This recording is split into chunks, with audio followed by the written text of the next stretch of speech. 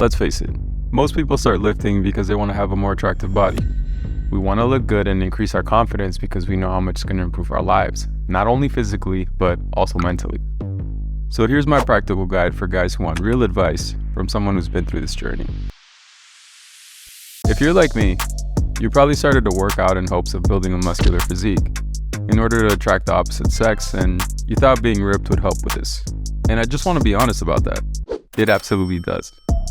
So where should you start? Well, the overall goal when training for aesthetics is to develop a physique that's visually pleasing and well proportioned. In its simplest form, it's a physique that combines a good amount of muscle mass with low body fat percentage, ideally around 10%. Think of it as a combination of muscularity and symmetry. You're going to need to train for progressive overload, which is literally just a fancy way of saying to gradually increase the amount of stress placed on your muscles over time. This can be achieved by adding more weight to your exercises, increasing the number of reps or sets you perform, or decreasing the rest time between sets. The idea is to keep challenging your muscles so they continue to adapt and grow stronger. So what muscles do we need to focus on to achieve this attractive physique? Number one is to focus on getting a solid V-taper. It's basically having wide shoulders, aka massive delts, and a slim waist. If you want more attention from the ladies and fast, make sure you prioritize this. Okay, so how do we go about developing the V-taper? Let's split this into 3 parts. Number one is developing broad shoulders. The shoulders are made up of 3 heads, the front, middle, and rear. So we want to make sure we're targeting all 3 with slightly more emphasis on the middle delts for the wider look. I like to train my shoulders once or twice a week.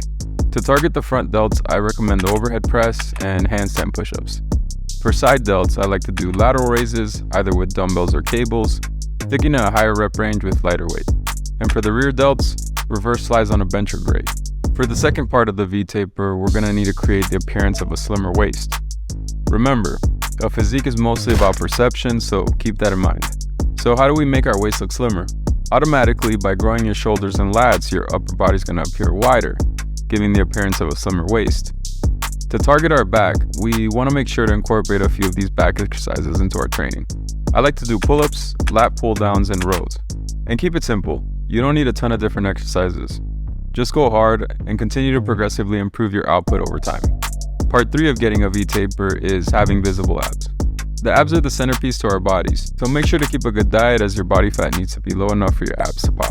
Guys, I know there's a lot of information out there when it comes to diets, telling you to track your macros and count every single thing you eat, but let's be honest, most of us will never do that. So for the sake of keeping it simple and doable, here's a quick tip that I think is going to help you on this journey. Work on building as much muscle as possible without putting on too much fat. You want to be on a lean bulk, eating slightly more than you generally eat, and aim to gain about half a pound per week. Also make sure to prioritize your protein intake as you'll need enough protein to stimulate muscle growth. I try to aim for at least 1.6 times my body weight in grams of protein per day. So now that we know how to get a V-taper, what else is required to obtain an aesthetic physique? Next up on the list is arms. This includes your biceps, your triceps, and your forearms. I mean, let's be honest, whenever someone looks at you from the side, they're going to see your arms first, right? Your arms are also the only muscle that's always visible when you're wearing a t-shirt. So we're going to need to train those at least twice a week. Stick to exercises like incline bench curls and hammer curls for your biceps, tricep extensions and dips for your triceps, and for forearms I like dead hangs and going heavy on back as it forces me to work on my grip and forearms. So now you know how to grow a godlike V-taper in arms. Next and last on our list is going to be legs and chest. Because they're last on the list, it doesn't mean neglect them. I still train mine at least twice a week and I hit them hard. It's just that they don't add as much to your aesthetics as other muscle groups.